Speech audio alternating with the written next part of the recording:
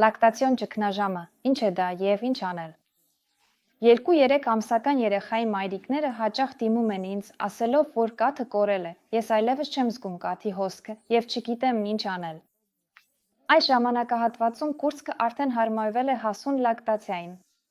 Մինչ այդ դուք զգում էիք լցվածություն, կարծես փոքրիկ բիդոն լինեիք, իսկ դրանից հետո իսկապես այլևս կաթի հոսք չկա, և նույնիսկ կարող եք կուրծքը զգալ այնպես, ինչպես հղիությունից առաջ էր։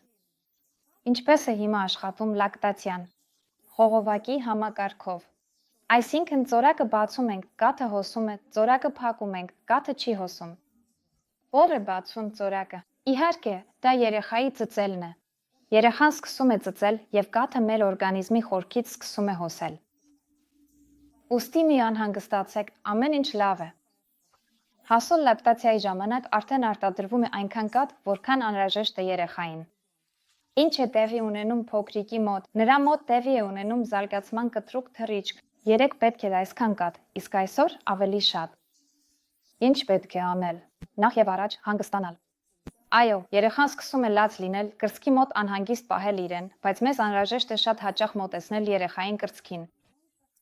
Կարելի է օրվա երկրորդ կեսին ոտքերը դնել տաք ջրի մեջ, այդ ժամանակ երեխային կրծքին մոտեցնելիս լինում են հիանալի կաթի հոսքեր, պառկել լոգարանում, հանգստանալ, թուլանալ։ Ինչն է հանգեցնում նրան, որ կաթը սկսում է պակասել։